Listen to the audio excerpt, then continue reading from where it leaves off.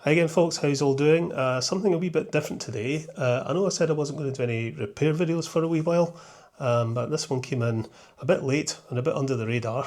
I didn't really want to do a full feature video on it, so I was just going to include it in the next In the Shed episode, but I don't know, I've been thinking about not doing the In the Shed videos anymore.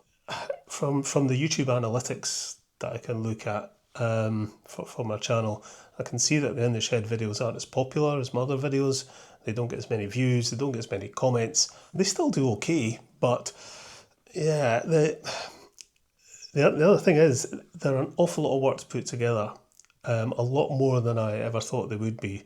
When I film a number of locomotives, the repairs on a number of locomotives, and that could be over a period of 1 to 2 months. And sometimes, when I go back to edit the footage together of a repair I did over a month or so ago, and I've then got to try and narrate what I did and what the problem was, it's sometimes actually really difficult to do. So they've become a little bit of a chore to do. I might just do them, but just do them slightly differently, or I may do what I'm going to do today, which is just try and, focus in on the actual problem of a locomotive, and just show you what's wrong with it, what I'm going to do to fix it, job done. I'm not going to show you doing the servicing, the cleaning and all the rest of it, and we'll just do a very short running session at the end. So it'll just make a very short video about a particular problem with a particular locomotive, and I think that'll be potentially more useful for you guys, seeing a problem being resolved rather than just me talking about all these locomotives that I've been working on recently. So, because otherwise, I'm going to start repeating myself pretty soon in the Shed videos if I'm not already. There's only so many 4Fs and 37s and Black 5s that I can work on, whereas I'm just saying the same things about them over and over again.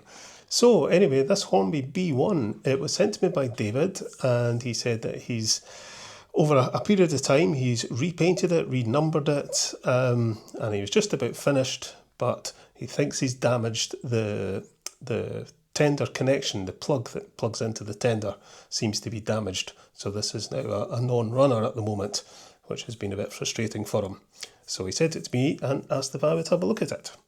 So I repainted and renumbered Hornby B1. I do like a B1. Yeah, it's been painted with gloss black paint, or it's been varnished over or something, so it's maybe been spray painted black and then varnished over. Not too sure. Yeah, we've got a problem with this, and I can also see that there's paint on the wheels. That's not good. We'll need to fix that. You can see there we've got some paint on the wheels. That's not good. Now the problem with this plug and socket, it's the socket. The pins are all bent. I don't know how well you can see, but the pins in the socket are all bent. So this plug wouldn't be plugging in properly. And that's what happens when you try and force these things in. If it doesn't go in quite easily, don't force it. Because if you do, that's what you can end up with. Knackered pins. Right. The one at the end nearest me is bent quite badly.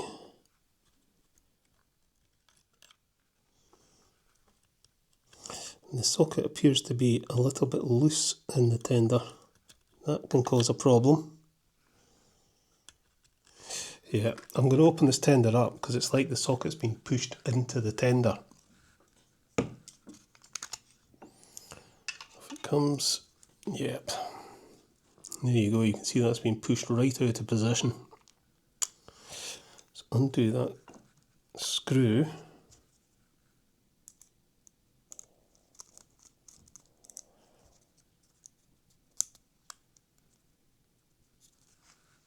Yeah, that's better.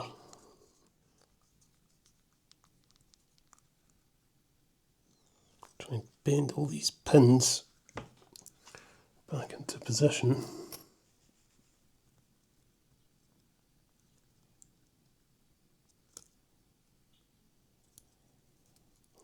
Looks a bit better. Right, will this plug in?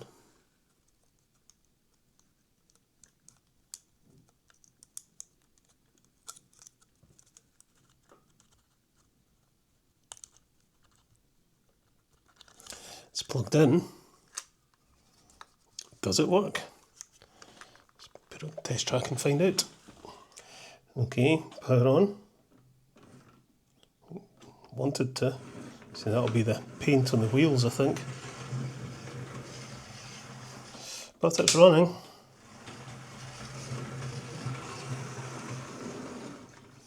Right, let's clean it up.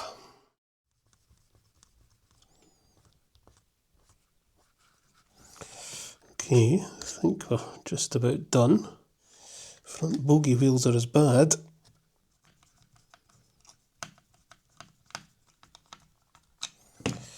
Right, we'll give that a bit of a twist. Just take up the slack of the wire a bit.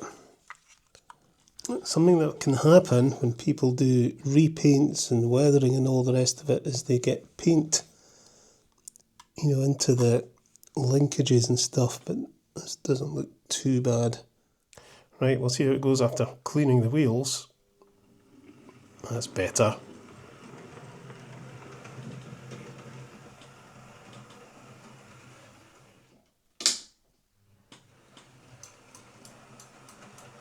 Ooh, something's clicking.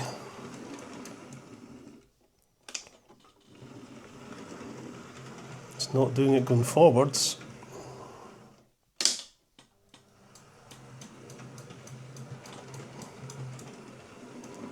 I've got something clicking in reverse, particularly around the curves. It never fails, when you think, yeah, this just needs this, that, done to it, it'll be fine. And then you come to run it, and there's another wee problem. Yeah, it's that rod there. You can just see that crank pin there. It's probably just hitting that rod. So we'll give the rod a wee bit of a bend out. Let's try that now. Okay, try again.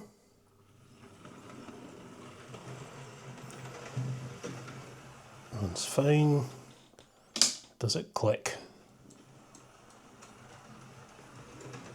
It's not as bad.